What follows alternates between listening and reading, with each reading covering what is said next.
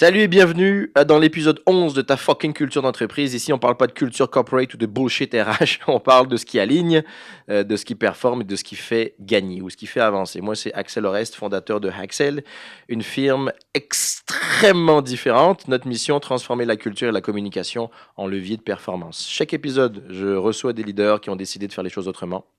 Moins de statu quo, plus de courage, moins de consciensus, plus d'autorité.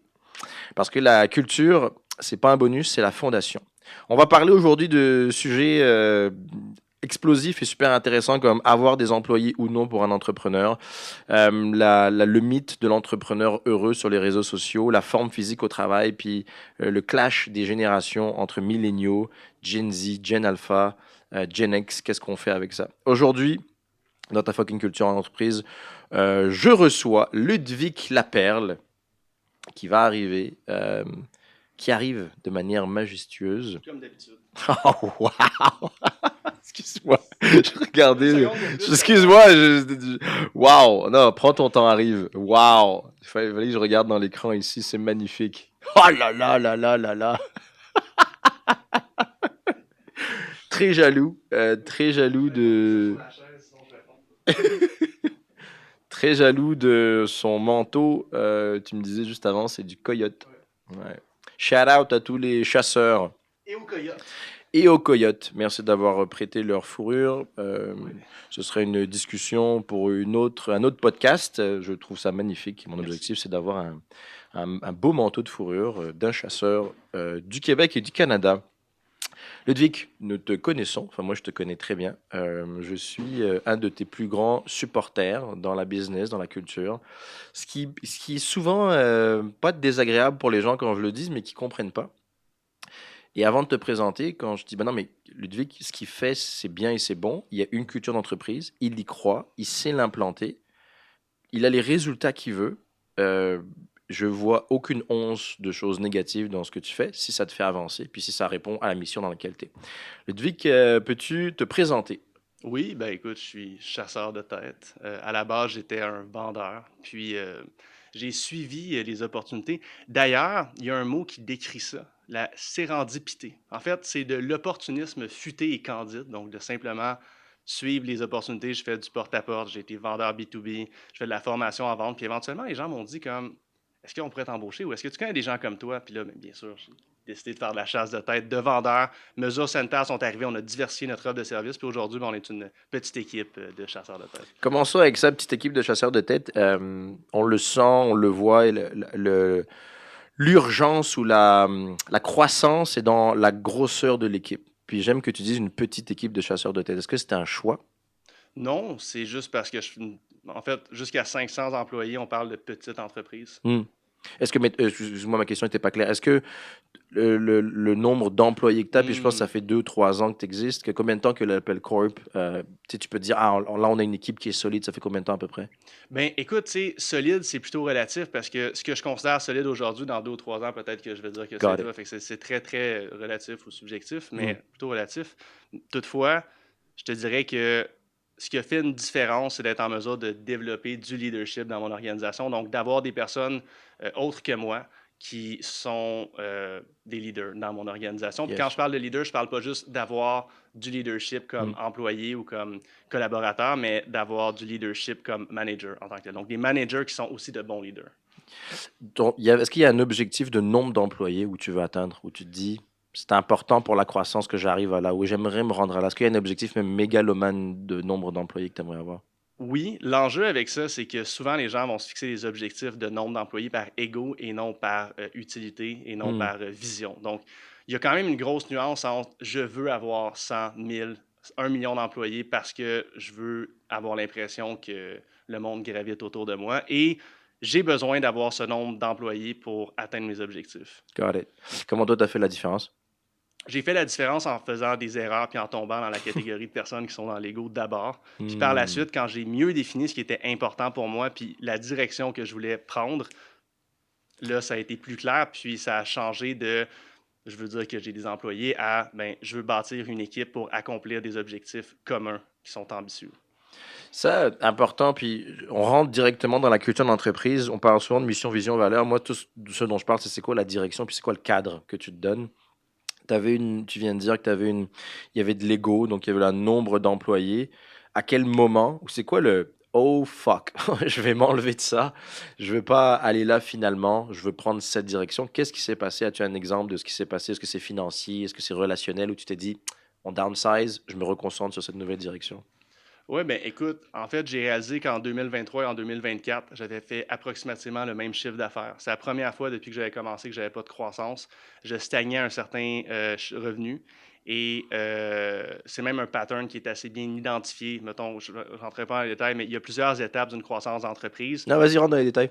OK.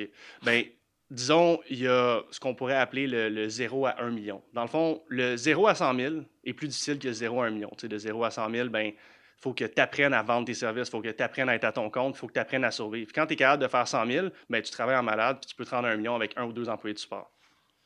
Par la suite, si tu veux passer de 1 à 5 millions approximativement, ça dépend d'une industrie à l'autre, surtout dans une industrie de service, ben, c'est de commencer à avoir des gestionnaires, donc du bon leadership. Puis c'est là où ce que ça commence c'est un autre type de défi. Puis il y a beaucoup de gens qui ont la difficulté à passer le cap du approximativement 5 millions parce qu'ils ont de la difficulté à déléguer. Je pense beaucoup à, disons, des travailleurs autonomes comme des courtiers immobiliers qui vont avoir une adjointe, deux adjointes, un ou deux courtiers qui gravitent autour d'eux, mais qui, par la suite, vont avoir de la difficulté à scaler parce que ça va être eux qui vont quand même générer 80% de chiffre d'affaires. Même chose pour un paquet de professionnels à leur compte. 100%, ouais. Et toi, ça t'est arrivé ça? Tu t'es vu? Ouais. Ça m'est arrivé, je te dirais,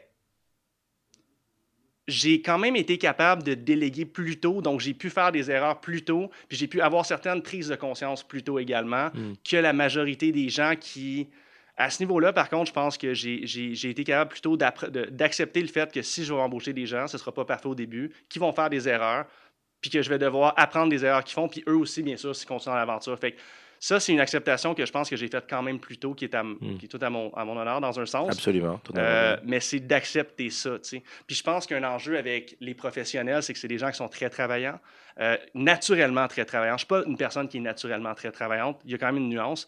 Puis quand tu es une personne naturellement très travaillante, qu'est-ce qui arrive?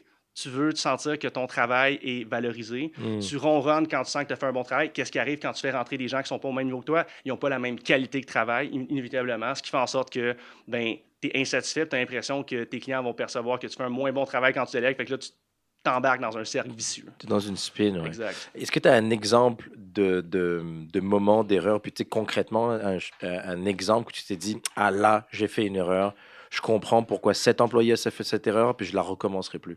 Oui, bien, tu sais, tout part de la gestion des attentes. Donc, l'enjeu, quand tu veux, donc scale, c'est un terme que je déteste, je veux dire incrémenter, c'est Hmm. francisation, parce que je suis capable d'entendre scale. Merci. C'est supportable. Donc, l'incrémentation de l'entreprise, en fait, ce qui arrive, c'est que tu veux, euh, tu veux déléguer. Est-ce que ça te dérangerait juste de répéter ta question? Je vais être sûr Ah de ben bien y non, répondre. pas de souci. Puis elle a été certainement trop Ouais. longue et pas claire. Il y a eu un moment, ce Un shift-là. déclic. Un déclic, yes sir. Merci. Non, mais excuse-moi, je Désolé. voulais juste être sûr parce que des fois, je pars avec mes idées, je garde ça concis. Un Qu'est-ce qui a déclic. fait en sorte que j'ai compris qu'il fallait que justement je laisse les autres faire des erreurs? Yes sir. Ben, c'est simple, c'est qu'à un certain point, quand ça ne fonctionne pas avec tout le monde ou la majorité des gens, puis je ne parle pas dans les 2, 3 dernières années, je parle avant ça quand en fait les gens avec qui ça s'est passé sont plus là. C'est qu'à un certain point, oui, OK, peut-être que les autres travaillent moins fort que toi dans ton organisation, mais ça ne peut pas toujours être de la faute du staff qui rentre et qui sort de ta business. Tu sais. Ça peut pas toujours être la faute. Ça peut pas toujours être la faute de ces gens-là. À un certain point, il faut que tu regardes là où ce que ça fait mal. Puis tu te dises comme, mais qu'est-ce que moi j'ai fait qui fait en sorte qu'il y a quand même des gens qui avaient un potentiel avec qui ça n'a pas fonctionné. Est-ce que c'était le persona idéal? Peut-être pas. Ça, c'est une autre variable à bien identifier et à maîtriser le plus possible. Mais est-ce que c'est juste ça? Bien, absolument pas. Tu sais, c'est la gestion des attentes. Le meilleur exemple que je peux te donner, c'est quand tu bâtis une entreprise, inévitablement, tu crées des postes. Quand tu crées des postes, ce qui arrive, c'est que la gestion des attentes est souvent très mal faite parce que tu ne sais pas à quoi t'attendre. Donc, ce qui se passe, c'est que tu as la pensée magique, tu es candide, tu te dis, ben tout va bien aller naturellement parce que j'ai tellement trop de problèmes ailleurs que ça va aller parfaitement bien. Hmm. Parce que Un biais, ouais, parce que biais de quoi? cognition. Parce que j'ai la pensée magique. Ouais. Mais le problème avec ça, c'est que tu gères mal les attentes des gens quand tu crées des postes, ce qui fait en sorte que ta vision idéale n'est pas communiquée avec la personne. Hmm. Puis à partir du moment où ta vision idéale n'est pas communiquée avec la personne, comment tu veux que ce soit clair pour elle? C'est même pas clair pour toi. Donc, je pense que le plus gros déclic, ça a été cette accumulation-là de gens avec qui ça n'a pas fonctionné, où je me suis dit, ça part de la gestion des attentes. Maintenant, quand je crée un poste, récemment, j'ai décidé d'avoir mon propre département de marketing interne, donc de partir une business de marketing dans mon entreprise avec ce mindset-là. Puis la personne que j'ai embauchée, la première personne que j'ai embauchée dans ce département-là, j'ai dit, je veux que ce soit clair pour toi que c'est pas clair c'est quoi ta job. Wow! Parce que ce qui se passe avec ça, c'est que si je lui avais dit, bien, ça va se passer de la façon que je pense, surtout le profil de personne que c'est, qui est une personne qui a besoin justement de reconnaissance dans son travail, puis qui a besoin de sentir que son travail est bien fait, il va surchauffer, puis il va s'en aller, tu vois. Donc, je me suis assuré avec lui que ce soit clair, que ça allait évoluer, surtout dans les premières semaines et dans les premiers mois, et qu'on allait définir ensemble ce que ça allait être, et qu'à tout moment, ça ne lui convenait plus. On pouvait se faire un plan pour que ça ne soit pas dommageable pour personne d'aller chacun de notre côté. Tu sais. Donc, gérer les attentes à la base de la relation dès que ça part. Puis je suis tout à ton honneur, Ludwig. Gérer les attentes, je vais rajouter beaucoup de choses. C'est dans la magie de ce que tu viens de faire. Gérer les attentes, tu as dit quelque chose de fou. Savoir communiquer ta vision idéale. Rien que ça, c'est un skills en soi que beaucoup de leaders n'ont pas. On travaille avec ces leaders-là, on a de la chance.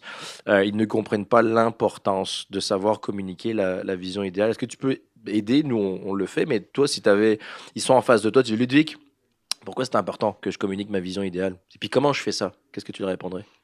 Disons que je dois coacher un de mes gestionnaires, par Yes, exemple. sir. Bien, c'est qu'on a tous, en fait, puis je pense que c'est un de tes points, fait que je vais faire un parallèle avec un de tes points que tu vas dire plus tard, tu sais, c'est que les gens ont tous des objectifs. Puis l'erreur dans laquelle les gens tombent, c'est que les gens disent je veux être heureux. Right? Est-ce que tu veux que j'aille là tout de suite ou t'aimes mieux pas? Ah, j'adore, Parfait. vas-y. L'enjeu au niveau de la vision, c'est que faut pas que la vision des gens soit je veux être heureux. Il faut que la vision des gens soit je veux accomplir quelque chose et voici ce que je veux accomplir. Et que cette définition de ce que les gens veulent accomplir coïncide et rentre dans la vision globale de l'entreprise en tant que telle. Sir, yes, sir. Donc, partant de ce principe-là, le piège dans lequel les gens tombent, et une des raisons pour lesquelles je crois qu'il y a beaucoup de gens qui sont dépressifs, déprimés, c'est qu'ils cherchent à être heureux plutôt que de chercher un meaning, un sens à leur vie, à leur carrière, à leur existence. Donc, tu cherches juste, qu'est-ce que tu vas faire? Ben, tu vas juste chercher les petits hypes de la vie. Tu vas chercher à soigner les symptômes plutôt que la cause directement, tu vois. Donc, c'est d'être en lien avec qu'est-ce que tu veux accomplir. Donc, quand quelqu'un commence à travailler chez nous, ben, c'est de s'assurer que ce soit synchronisé, que ce soit dans le même cap que ce que nous, on veut faire, puis que ça rentre dedans le plus possible. Donc, c'est de définir avec les gens qu'est-ce qu'ils veulent accomplir, qu'est-ce qu'ils ont envie de faire, puis de se concentrer là-dessus. Et être heureux va être une conséquence de se sentir accompli, tu vois. Je vais te l'apprendre, celle-là, tu l'as super bien formulée. Nous avons une mécanique absolument similaire. On a un plan de la culture d'entreprise. Puis sur la liste des 300 millions d'entreprises, l'entreprise qui n'a absolument pas besoin de nous, c'est toi. Je te le dis, la manière de communiquer la vision, on règle 80% des problèmes de structure organisationnelle rien qu'avec ça. Et ensuite, c'est de l'accompagnement et de l'implantation technique. Mais c'est souvent le plus gros problème, ils ne comprennent pas le besoin. Je vais le résumer pour me l'approprier. L'objectif, c'est, et puis tu as complètement raison, c'est le bonheur à long terme. Et c'est de passer cette zone floue, chiante, dégueulasse, d'accompagnement, de cadrer, de répéter, d'être avec cette personne pour le endgame. La plupart des gens, ils veulent être bien maintenant. Ils sont insatisfaits cette semaine, donc ils veulent virer, recruter, acheter ou bien croître, acquérir une nouvelle business, vendre plus, etc., etc. Non, non, non. Ça, c'est une fois que tu auras la base et la fondation. Ensuite, ça va aller beaucoup plus rapidement. Toi, ça t'a pris combien de temps? Donc là, 2023, 2024, tu dis, ça a été un peu une zone où tu t'es remis en question. Ça t'a mis combien de temps jusqu'à 2023 pour faire est-ce que c'est 4 ans de souffrance, de tourner en rond, de 2 ans, 3 ans? Combien de temps ça t'a pris? Ben, écoute, je vais te donner une réponse, puis si tu veux un chiffre précis, tu me diras. Mais j'ai pas un chiffre précis à te donner parce que l'enjeu, c'est que. Là, toi, t'as quel âge? 40. Non. L'année prochaine. Pour vrai? Ouais. Non. Impossible. 86 en février, j'ai 40. Impossible. C'est fucked up, hein? Ouais. C'est très Mais nice. donc, tu sais que à quel point ça passe vite, tu sais. 100%. Ouais. Puis le problème, c'est que cette espèce de feeling-là, de sentir que tu peux accomplir plus, je pense qu'il est nécessaire à ton journey. Ce que je veux dire, c'est que tu sais, tantôt, tu as dit, ah, ben, tu sais, c'est plate de devoir vivre ces moments-là avec des gens, de devoir les enligner avec la vision, mais au contraire, puis je veux pas tomber dans les quotes cheesy de live, laugh and love and all this shit. Mais vas-y quand même. Mais ce qui arrive, c'est que ça passe tellement vite que si tu veux que ça fonctionne, il faut que tu te dises qu'un jour. OK, je vais te donner un exemple. Est-ce que tu te rappelles quand tu étais au secondaire ou au primaire? Yes, sir. Est-ce que tu te dis comme ah, wow, j'aurais dû en profiter tellement c'était facile puis c'était le fun? Non. Non? I wish. Non, non. Non, pas tant, non. OK, je vais reformuler mon exemple. Yes, sir. Est-ce qu'il y a un moment quand tu étais jeune Yes. où ce que tu sentais que tu étais juste innocent et naïf puis que tu profitais pas assez de la vie à ce moment-là? Tabarnak. J'aimerais te dire oui. Bon, Parce que c'est désolé. fucking plate ouais, de dire non. Je ne l'ai pas, ça serait te mentir. Mais il y a certainement. J'ai des souvenirs nostalgiques où quand je suis là-dedans, je me dis putain, j'aurais dû. Bon, Voilà, ben, j'aurais on est dû. d'accord. On est d'accord, Bon, parfait. On est pas sur le moment, mais après rétroaction, je suis comme ah, fuck, pourquoi j'ai pas embrace, vécu plus longtemps là-dedans, et au lieu de ouais. penser au struggle et au futur, ouais. Ben écoute, désolé de l'entendre. Peut-être que l'exemple ne s'applique pas à tout le monde, mais ce C'est que je peux ok. dire, c'est que les moments qui sont difficiles aujourd'hui, ben, tu sais, je trouve que, en ce qui me concerne du moins, c'est les Mm. moments que plus tard, je garde un souvenir où je me disais comme j'étais cute de m'en faire avec ça, tu sais. Puis j'aurais tellement pas dû autant me stresser avec ça, puis j'aurais tellement juste dû let it go, puis justement, comme pour reprendre tes mots, embrace le fait que je sois là-dedans. Fait que, tu sais, pour répondre à ta question qui était quand est-ce qu'il y a eu vraiment un déclic puis que tu as commencé Mm. à changer ton mindset, je dirais plus que le moment où ce que tu dis, où ce que tu te dis puis que tu te convaincs que tu as changé ton mindset, c'est le moment où ce que tu vas retomber de façon insidieuse dans ce pattern-là, selon moi. Mhm.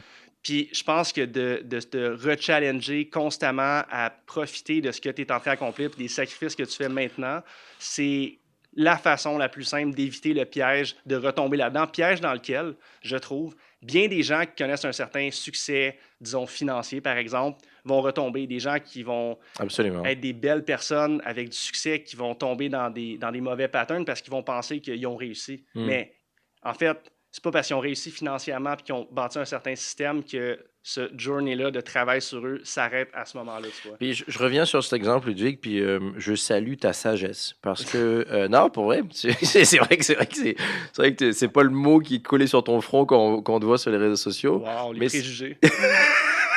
oui, c'est vrai, Wow. c'est vrai. Ceci étant dit, pour te connaître, tu es cette personne-là. Puis je salue profondément cette sagesse. Je pense qu'on est tous, moi inclus, à la recherche de ça. Dans mon petit parcours entrepreneurial, la business a un an et demi. Ce que tu dis, ça fait du sens. Il y a un an, c'était cute. C'est comme la croissance qu'on a en ce moment est beaucoup plus violente et pas forcément nice. Donc je l'apprécie ce que tu dis, je l'apprécie un petit peu plus sur le court terme. Puis ça prend du recul, puis ça prend de la sagesse. Donc je salue ta sagesse et je pense que ton entreprise a l'air de bien aller. Ça a l'air Merci. de super bien aller. C'est beau à voir. Ben, ça prend un leader qui est capable de prendre ce recul et d'accepter ce genre de défaite pour le plus tard.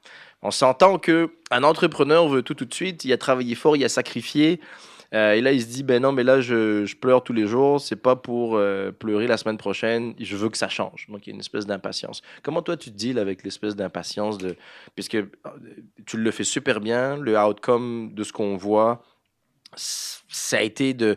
On sent qu'il y a de la persévérance, on sent qu'il y a du calcul, il y a de l'intelligence, on sent qu'il y a placé les pions au bon endroit, il y a de se réajuster constamment pour aller droit devant. Quel conseil tu aurais à donner avec des personnes qui veulent un peu plus tout de suite puis qui sont insatisfaits et qui ne voient pas le long game? Tu as une Porsche ou deux qui pour moi est un symbole, stop, qui pour moi est un symbole de ce que tu veux. On s'en fout de la Porsche. C'est ce que tu veux et c'est accompli. Pour d'autres entrepreneurs, ça va être d'ouvrir un pôle à LA.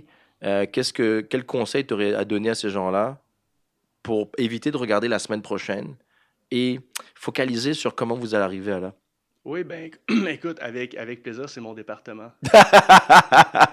En fait, non, mais je pense que c'est important d'avoir toujours des choses dans le futur qui nous font plaisir et pour lesquelles on a hâte. Donc, tu sais, pour reprendre l'exemple de la voiture, j'ai commandé cette voiture-là, je crois, j'avais 26 ans, celle que j'ai présentement, la Porsche, à 26 ans, et je l'ai reçue quand j'avais 27 ans. Au moment où j'ai commandé cette voiture à 26 ans, ça faisait pas de sens pour moi financièrement d'avoir cette voiture-là. Toutefois, 8 mois plus tard, quand je l'ai reçue, ben, ça m'avait laissé, tu sais, 8 mois, c'est comme, tu es capable, si tu bûches réellement, puis que surtout, c'était déjà un début de système qui fonctionne, de te rendre dans une situation financière où ce que tu peux te le permettre, tu vois.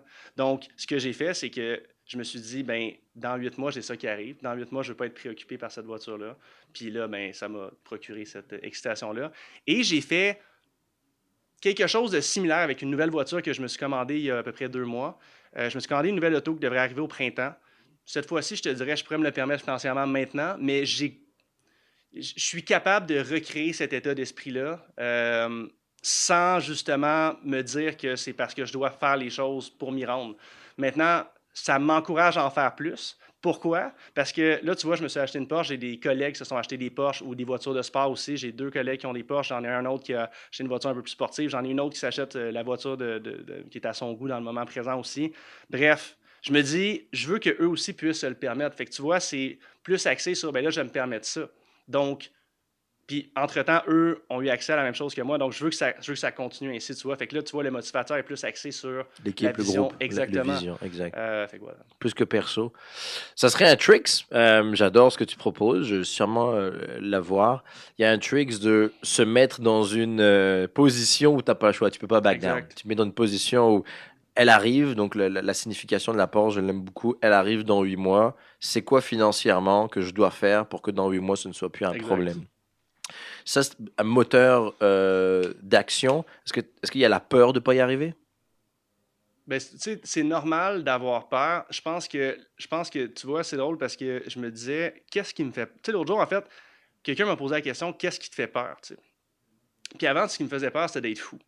Puis depuis que j'ai réalisé que j'étais fou, puis que je l'ai accepté. Time out, time out. Beaucoup trop d'informations géniales ici. Ouais. La question qui te faisait peur, tu dis d'être fou. C'est quoi ta définition d'être fou à ce moment-là? Ben, je pensais pour moi que d'être fou, c'était juste d'être dans un chaos constant, Hein. puis de ne plus être en contrôle de ses pensées, tu vois.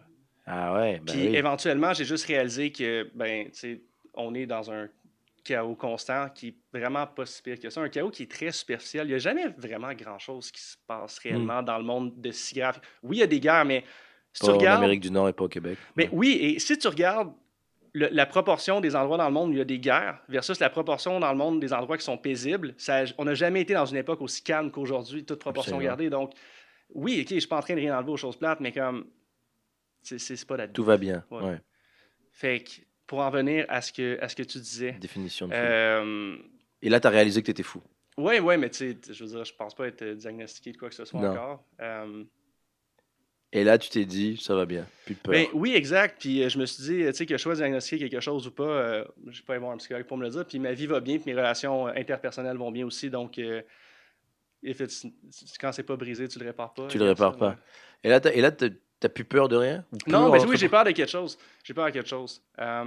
Ce qui me fait peur, c'est de ne pas vivre à mon plein potentiel. Puis pour répondre à ta question, parce que je réalise que je tergiverse un peu, c'est comme, tu sais, les gens ont peur de ne pas y arriver. Au lieu d'avoir peur de ne pas y arriver, ils ne devraient pas avoir peur de ne pas y arriver. Ils devraient, à l'inverse, avoir peur de ne pas atteindre leur plein potentiel dans ce qu'ils ont à faire avec. Tu sais, je te demandais de quel âge tu avais tantôt, tu sais, comme on s'en vient. Tu sais, moi, j'ai 31, tu as 40. Tu sais, on n'est pas encore vieux, mais ça passe vite. Puis moi, je me sens vieux. Je sais pas si toi, tu te sens vieux, mais Du je me zéro. sens comme une personne âgée. Puis voilà. Ah, Ouais. on revient avec la sagesse. Je pense que tu es vraiment. Non, je suis très sérieux. Bon. Je pense qu'il y a je pense que tu es une vieille âme. Moi, j'y crois à ces trucs-là. Je pense que tu es une vieille âme qui renaît, qui réexpérimente la vie de manière différente. Donc, c'est cette compréhension du monde, je pense, qui. Puis, Ludwig, je te connais. Moi, je le connais humble. Alors, pour ceux qui parlent de ego trip ou des fois tu fais ego portrait, c'est drôle. Moi, je te connais plus humble. Il y a une intelligence, une sensibilité dans ce que tu dis, en quoi tu fais la business, que je pense que les gens devraient s'intéresser un petit peu plus. Avant d'arriver, je me dis, mais pourquoi t'es pas invité à plus de podcasts? Moi, ça m'étonne toujours. Tu dis, non, ça m'étonne pas. On a beaucoup à apprendre, puis c'est cool à voir. Tu sais, tu dis 31, dans l'air du temps, c'est nothing. Là, t'es un bébé dans l'air de... Merci, man. Ça me fait vraiment plaisir que tu me dises ça, parce que je me sens vieux. C'est vrai, Ouais. c'est nothing, puis t'es déjà très inspirant. Tu as pour moi le modèle business, pas par excellence, mais tu sais, je prends les exemples de Steve Jobs, focusé sur une vision dans 30 ans. Et je prends l'exemple de Ludwig Laperle. Qu'est-ce qu'il veut réellement accomplir avec sa business? Il est en train de le faire. Tu sais, il y a deux modèles différents, mais il y a deux leaders qui ont un mindset qui veut y arriver. Tu sais, pour moi, pour les gens qui... petite parenthèse pour le bien-être en entreprise, je le dis souvent ou un peu plus ces temps-ci sur les réseaux sociaux, j'y crois pas.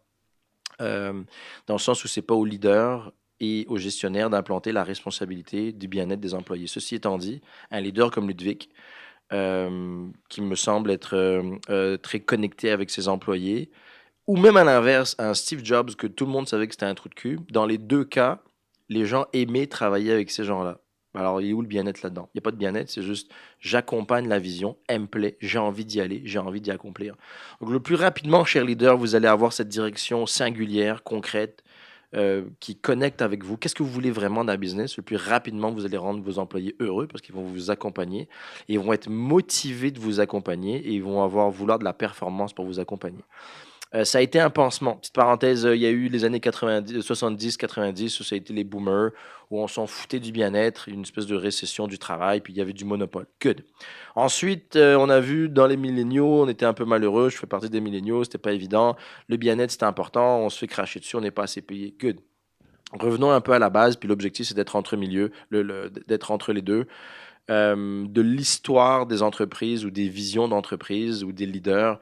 Tout ce que tu veux, c'est réaliser quelque chose avec ta business. Point. À la base, concentre-toi là-dessus. Est-ce que tu es d'accord avec ce statement? Tu as dit beaucoup de choses, Yes, sir. mais si ton point, c'est en tant que leader, concentre-toi sur la vision Yes. et communique-la clairement aux gens que ça concerne, oui, je suis d'accord. Yes, sir. Est-ce qu'il y a des leaders qui viennent te voir avec j'y arrive pas ou je comprends pas? Est-ce qu'ils ont des excuses? Si ben les gens, les gens viennent pas vraiment me voir pour des conseils de business. Ils seraient surpris, je trouve. Oui, Il y a c'est un truc correct. je le donne. Il m'a aidé. Comment il m'a aidé? Profit First, Ouais, ouais, le livre. bref, c'est grâce à toi que je connais ce livre-là. Sans être un fan ou sans appliquer concrètement, c'est le mindset. Puis quand on arrive dans les entreprises, c'est est-ce que vous êtes rentable? Non. Est-ce que vous avez un problème de cash flow? Oui. OK. Comment vous êtes arrivé à là après 8 ans, Ouais, après 7 ans, après 5 ans? Il y a une sécurité. Et puis les gens qui nous embauchent, on dit souvent, est-ce que vos finances, ça va bien? Non. Commencez avec ça, appelez-nous après. ouais. La base, c'est est-ce que vous arrivez à faire le mouvement nécessaire financièrement pour passer à autre chose? Puis ça, pour moi, ça a été un gros symbole. On diverge un peu, mais ça a été un gros symbole de ton mindset. Ça a été dans le business, c'est profit first. Est-ce que c'est ça que tu avais en tête ou est-ce que tu es parti sur une share puis tu as réalisé que tu n'étais pas si bon en finance puis tu es revenu sur le profit? Ben, je pense que ça part de l'ego. En fait, Hmm. moi, ben, plusieurs choses. À la base, j'ai déjà pas été payé par certaines personnes. Puis je me suis dit, j'ai pas envie de reproduire ça avec personne dans aucune situation. Mais surtout, je déteste être dans une situation où je sens que je dois quelque chose à quelqu'un. C'est mon pire cauchemar. Je déteste ça. Être redevable.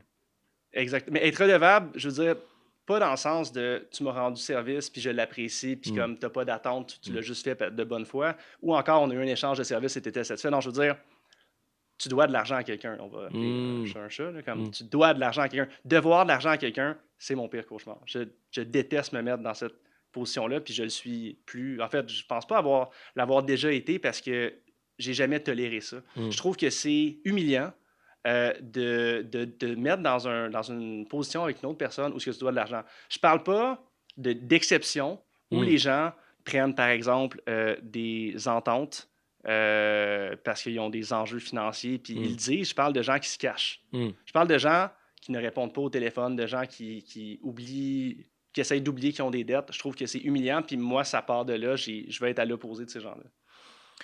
On est d'accord, sûrement qu'ils ne viennent pas te poser de questions, mais on est d'accord que dans le monde entrepreneurial, il y a une plus grande majorité de ces gens-là. Oui. Sérieusement, en toute sincérité, moi je trouve ça hallucinant et aberrant. Ça, c'est pas payé dans les temps. On a la bonne réputation d'être des bons payeurs. Et même chose quand on peut pas, on le dit, on communique. Qu'est-ce qui fait en sorte qu'un entrepreneur se met dans cette situation-là, d'après toi? Puis on a beaucoup d'exemples, mais on n'arrive pas à mettre le doigt dessus. Au début, c'est grossir pour grossir, faire des emprunts. Puis on comprend aussi un entrepreneur, il n'y a pas de blueprint. C'est comme tu te lances, puis tu essaies, puis tu réalises que tu as un problème de cash flow. Ceci étant dit, à chaque fois qu'il réalise le problème de cash flow, il n'y a pas de mesures drastiques qui sont prises. C'est juste, on ne sait pas, on verra, on fera encore des prêts. D'après toi, ça vient d'où ça? Puis là, je brainstorm parce que je veux juste trouver c'est quoi, ça vient d'où ça? Ben, Acceptation de il n'y aura ouais. pas de cash, puis c'est correct. Ben, en fait, c'est de la pure complaisance. C'est qu'ils se disent tout simplement, tant que personne me court après pour un bill, le bill n'existe pas. Puis là, ils se font courir après pour le bill, puis là, ça devient la personne qui les a facturés, les méchants qui veulent juste avoir leur argent. Mais je veux dire, Hmm. c'est drôle parce que c'est toujours une question de est-ce que t'es tout nu devant tout le monde, tu sais? Puis là, t'es Hmm. comme de quoi tu parles? Est-ce que t'es tout nu devant tout le monde? Je te donne un exemple. Hmm. Quand tu vas au restaurant, OK, puis que tu reçois ta facture, ben, tu sais, les gens vont pas s'obstiner, ils vont pas essayer de partir. Tu sais, les mêmes gens qui payent pas tes bills, par exemple, vont pas comme pas payer au restaurant, tu sais. Non, exact. Peut-être une minorité, là, une infime minorité, mais tout le monde les voit, sont avec quelqu'un, ils vont payer leur bill au restaurant, ils vont s'en Hmm. aller. Pourquoi est-ce que c'est différent quand c'est un bill, disons, corporatif ou quand il n'y a pas de gens impliqués? Ben, c'est parce qu'il n'y a pas de personne qui est là pour les voir, tu sais. Fait qu'ils Hmm. s'en permettent plus. C'est comme, est-ce que tu vas ramener ton panier après avoir fait l'épicerie ou tu vas juste le laisser là si personne ne te voit, tu sais. Fait que la majorité des gens, quand personne les regarde, ben, ils vont tout simplement succomber à un certain niveau de médiocrité. Ou peut-être pas la majorité, mais je préfère dire, je ne veux pas généraliser. Certaines personnes Absolument. vont succomber à la médiocrité quand personne ne les regarde. Certaines personnes vont vouloir faire des actions supposément bonnes et se filmer, comme Hmm. donner des choses à des itinérants, par exemple, pour avoir l'air d'être perçus d'une bonne façon. Ça ne veut pas dire que ce pas des bonnes personnes, mais ça ne veut pas dire qu'ils le font pour les bonnes raisons non plus. Ultimement, c'est quoi les bonnes raisons? Ben, c'est pour te faire sentir mieux. Est-ce que tu es obligé de le filmer à déterminer? Mais ce que je veux dire, c'est que ça part de ben, ils succombent à la médiocrité parce que personne ne les regarde. Puis par la suite, ils deviennent complaisants. Puis ils se disent, ben, tant que j'ai pas reçu de relance, tant que les gens ne sont pas fâchés, ben, je dois rien. Puis là, les gens se fâchent. Hmm. Ou ils oublient, tout à l'avantage de la personne. Puis Facile voilà, d'oublier. je sais pas si ça répond à ta Ah, question. ça répond très bien à la question. Entrepreneur heureux, entrepreneur malheureux. Ludwig, tu es le symbole, je trouve, d'un entrepreneur heureux. Sur les réseaux sociaux, c'est très rare. Et j'apprécie certaines publications où on explique le struggle des entrepreneurs. En toute sincérité, et après je vais aller sur ma question. Moi, quand je suis parti dans l'entrepreneuriat, je disais à l'équipe, j'ai pas envie d'être une victime, quoi. J'ai l'impression que tous les entrepreneurs sont des victimes, où c'est pas facile, c'est pas évident. C'est horrible. D'ailleurs, pas tout le monde est fait pour être entrepreneur. C'est hyper complexe. C'est la chose la plus proche d'être un roi qui s'en va en guerre contre une autre armée. La peur de la mort, la peur de pas y arriver. Ceci étant dit, quand je te vois sur les réseaux sociaux, ça va bien. T'es beau. T'es en couple avec une femme qui a l'air extraordinaire, je la connais pas, Merci. mais vous êtes beaux ensemble. On voit la Porsche, on voit le succès. Je trouve ça positif. Il y a des entrepreneurs heureux, il y a des entrepreneurs malheureux. C'est quoi la différence entre les deux? Ben, OK. Tu sais, tu me demandais tantôt pourquoi je me fais jamais inviter à des podcasts. On va rentrer là-dedans. Allons-y. OK. Comment est-ce que je commence ça? Positivement. Ouais, exact. OK. Disons, là, Hmm. tu es, je sais pas moi, tu es prof Hmm. à l'école. Mhm. Puis jour après jour, tu dis que ton emploi te fait pas bien sentir, tu as des pensées noires, tu es déprimé, Hmm. tu détestes ta job, tu pleures à cause de ta job. Qu'est-ce que les gens vont te dire? Ouais. On n'a pas envie de travailler avec toi, tu change de job, Change de arrête ça. job. Ouais. Bon, fait que change de job, right? Hmm. Quand c'est un entrepreneur qui vit les mêmes choses, un entrepreneur, parce que ce terme-là ne veut plus rien dire, si tu as déjà voulu dire quelque chose, quand c'est un entrepreneur, ben, qu'est-ce qu'on lui dit? Ben, c'est normal, continue. C'est comme, Hmm. non. Non, Non, exact. non, pourquoi ce serait plus normal dans ce cas-ci? Ouais. Fait que je pense qu'à la base, c'est glorifié pour des raisons qu'on peut comprendre. Hmm. Mais la majorité des entrepreneurs font moins d'argent que la moyenne ou le salaire moyen des salariés. Tu sais. De Fait leur que employé, absolument. Mhm. quand tu y penses, tu sais, c'est glorifié, mais c'est que tu le fais pas pour les bonnes raisons. Tu sais. Pourquoi Hmm. est-ce que tu décides de faire ça? Si c'est pour dire que tu es entrepreneur, ben c'est sûr que ça va te déprimer. Tu sais. C'est parce que tu te mens à toi-même, deep down. Comme quand tu n'es pas honnête avec ta propre personne, c'est sûr que ta vérité va te Hmm. rattraper. Là. OK. Donc, ils se mettent dans cette situation, puis après, ils sont dégoûtés. Ben oui, Est-ce qu'ils cherchent, puis là, je pense que oui, là, c'est la. Il y a on s'entend aussi que dans le monde entrepreneurial, il y a une communauté de gens, d'entrepreneurs, on est ensemble et tout là-dedans. Je reviens sur l'image positive. Est-ce que tu as du backlash sur l'image positive que tu mets sur les réseaux sociaux? Puis, dans l'extrême, que tu glorifies même ton bonheur et tes acquisitions ou ton bien matériel? mais c'est intéressant que tu parles de glorifier parce que juste je fais une parenthèse, je fais juste publier des Yes, choses. je vais le reformuler, Ouais, ouais, merci ouais. beaucoup. Vu comme glorifié. Ouais, je comprends, Voilà, perçu comme, OK. perçu comme glorifié. si j'ai des backlash, ben, il y a deux réponses à ça. Hmm.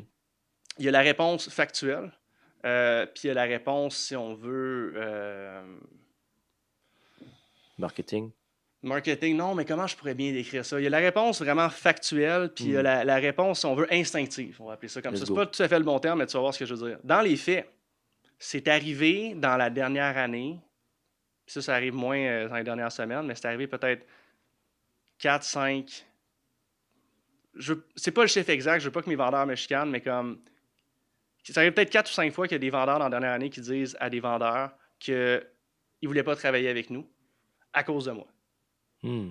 Comme 4 ou 5 fois. Mais attends, j'ai 4 vendeurs. On a 4 vendeurs. On a 4 personnes formidables qui font des appels à tous les jours, qui vont aller chercher en moyenne une dizaine de nouveaux mandats par semaine, ce qui implique au minimum 5 à 6 nouveaux clients chaque par semaine, à l'année longue. Puis là-dessus, il y en a 4 ou 5 qui ont dit non, je ne veux pas travailler avec ton boss. Il y a ça, c'est tout. Insane. Tu me parles de backlash, c'est tout. Maintenant, Tu devrais publier ce que tu viens de dire. On va te faire un clip, mais la stats.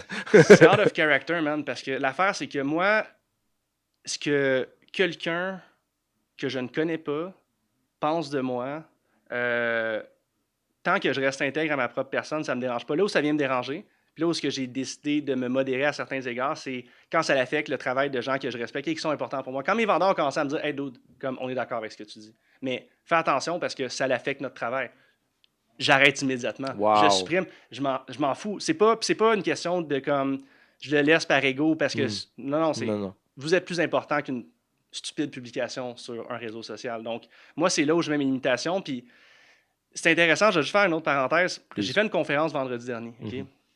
Puis, j'avais quelques collègues qui étaient là, puis ils m'ont dit, il y en a un qui m'a dit, les gens, quand ils te voient en vrai, versus quand ils voient tes publications, ils comprennent mieux qui tu es que quand ils font juste lire ce que tu écris.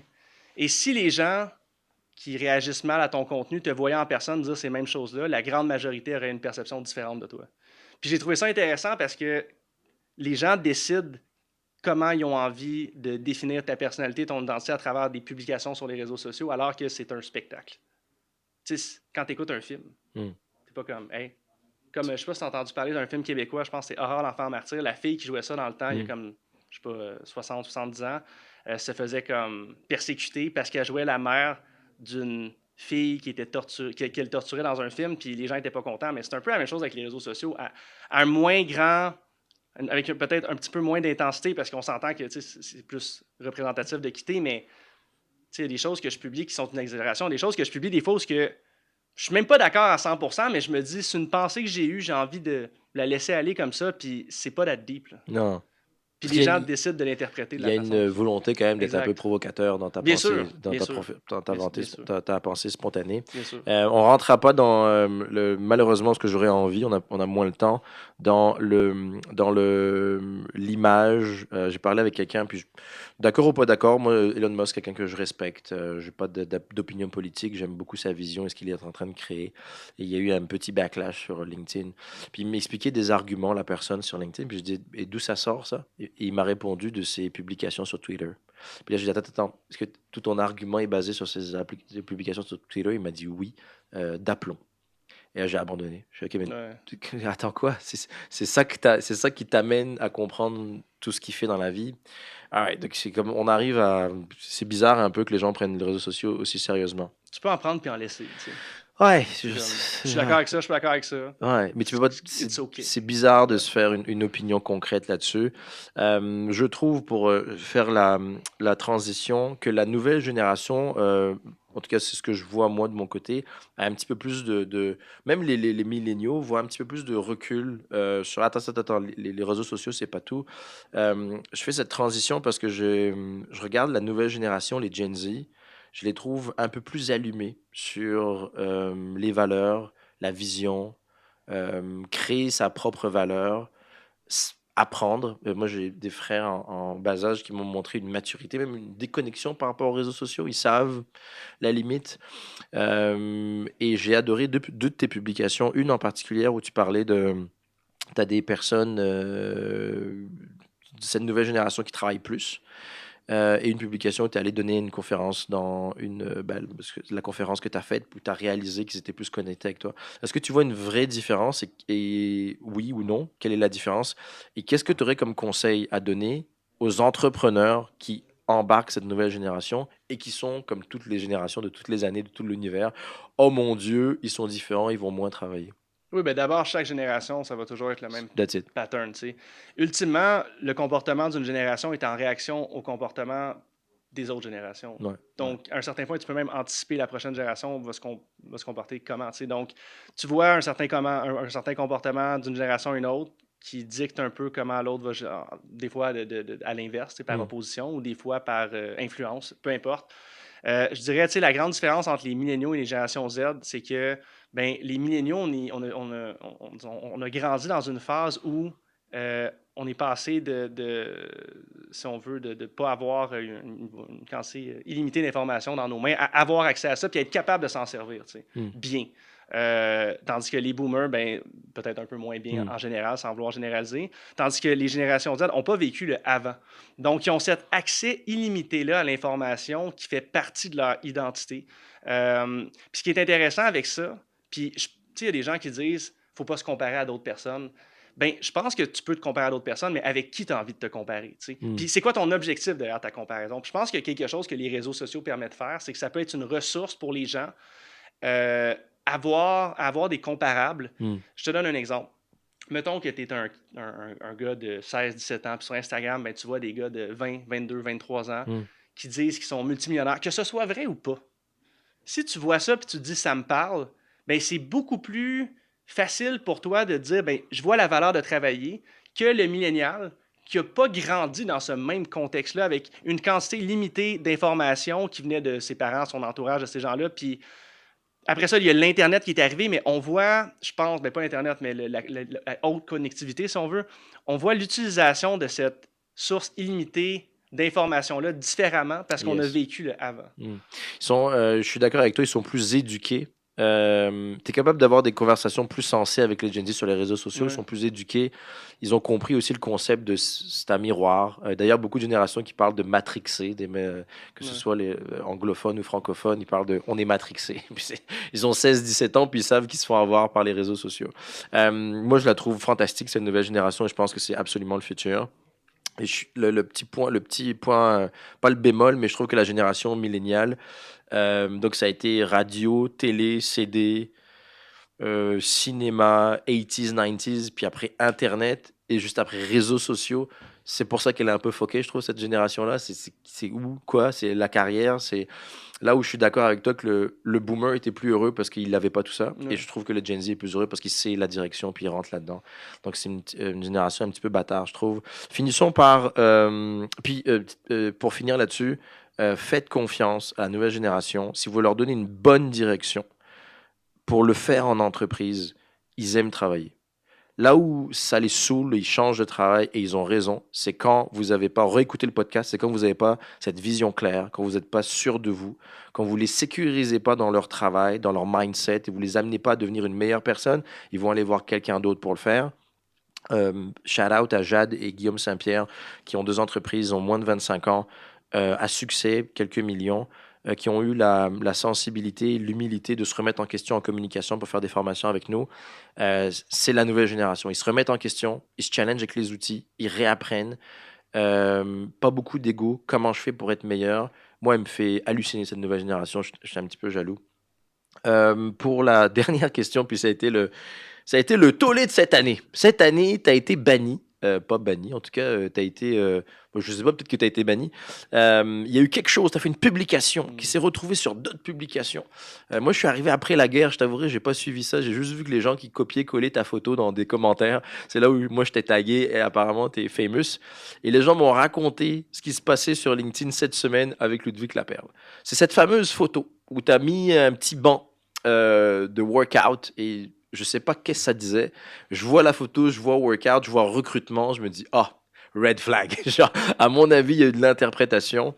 Et je vais me permettre de parler de notre mindset. Nous, chez Axel, je dis pour travailler avec nous, puis c'est très vrai, les prochains consultants devront savoir faire un 75 hard. Je ne négocie pas avec ça. Mon petit frère qui va travailler avec nous, il est déjà dessus. Je veux avoir quelqu'un d'aussi discipliné, extrême et pété que nous pour le niveau de ce qu'on fait dans la vie.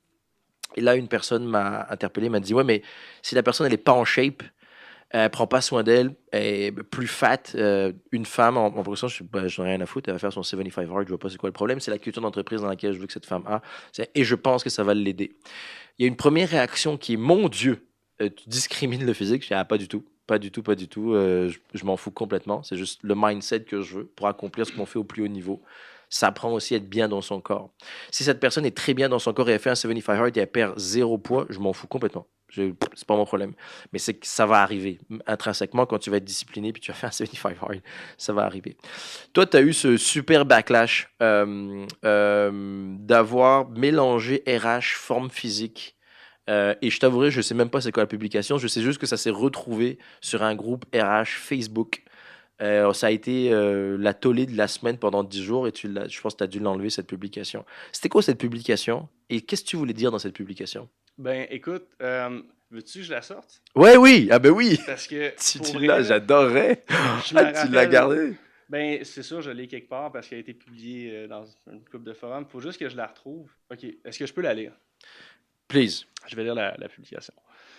J'aime embaucher les gens qui s'entraînent et prennent soin d'eux. Ce détail peut sembler banal, mais il en dit long sur le contrôle qu'une personne a sur sa vie. Ça démontre du respect de soi. La façon dont tu fais une chose, c'est aussi la façon dont tu fais tout. Si tu respectes ça aussi ton temps et ton travail.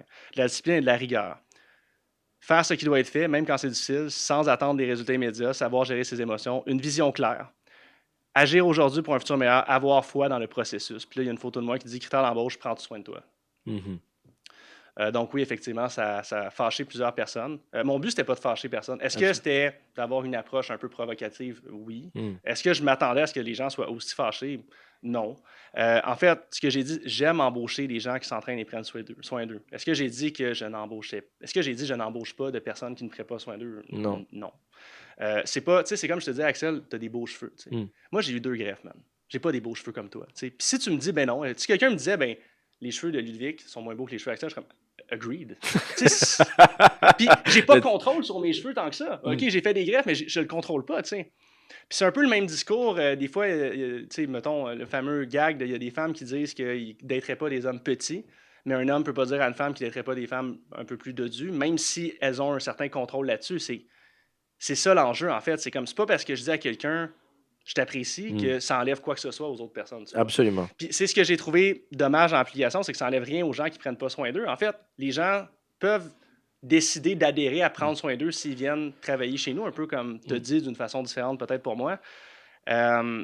Ce que je disais, c'est que ça montrait du respect à la discipline de la rigueur. Bon, ce que j'ai entendu, parce que j'ai parlé avec la femme très sympathique, puis je dis pas ça de façon passive-agressive ou sarcastique, mais je vous lis son nom, mais la femme qui s'occupe de la page Facebook des CRHA, justement, dont tu parlais, une belle conversation avec elle. C'est Mélanie Roy. Je pense que oui. Ouais, ok, parfait. Mélanie ou Mélina, mais en Ok, tout cas, je ne veux pas la... Bref. Shout out. Ouais, très, très gentil. Puis elle, ce qu'elle disait, c'est, ben, il y a des gens, il y a des femmes, par exemple, qui ont eu des enfants, puis ça a eu un impact sur leur corps, etc., etc. Puis c'est pas facile pour eux. Par exemple, parce que c'était beaucoup des femmes que ça avait choqué. Ah. Beaucoup des femmes qui avaient eu des kids. Puis j'étais comme, ben, c'est vrai que ça peut sonner insensible, parce que je ne saurais jamais c'est quoi être une femme qui met un enfant au monde, étant donné que je veux dire, je n'ai pas la capacité biologique d'avoir un enfant moi-même. Fait que c'est vrai que pour ces gens-là, ça a pu sonner insensible. Mon intention, c'était pas de faire du mal à ces gens-là. Mon intention, c'était pas de dire tu as eu des kids, tu as sacrifié une partie de ton corps pour être en mesure de poursuivre la vie, de faire quand même ton objectif biologique, pas dans un sens. C'était pas ça. Mon objectif, c'était de dire, ben, j'aime embaucher du monde qui prenne soin d'eux. Puis ça va avec. J'embauche beaucoup des gens qui sont en début de carrière aussi, qui n'ont pas encore de kids. Je ne m'adressais pas à la mère de famille. Je n'étais pas comme, hey, tu t'es laissé aller depuis que tu as des kids, c'est difficile, tu as 3 enfants à la maison. C'était pas ça mon message. Mon message, c'était les gens que j'embauche, qui sont un petit peu plus jeunes, ben, je veux du monde qui sont allumés, qui ont de la drive, qui sont là dans leur vie. Je m'attaquais pas du tout à ces gens-là, puis je leur enlève absolument rien. Au contraire, ils ont tout mon respect, puis c'était pas dirigé, mais ça a été pris comme. Ils ont décidé, puis ça, là où ce que je pense que je peux dire qu'il y a une partie du blâme de leur côté, c'est peut-être que j'ai pu sonner insensible, puis peut-être que j'aurais pu faire attention, même si j'ai de la misère à voir qu'est-ce qui était si pire que ça. J'aurais peut-être pu faire un peu plus attention.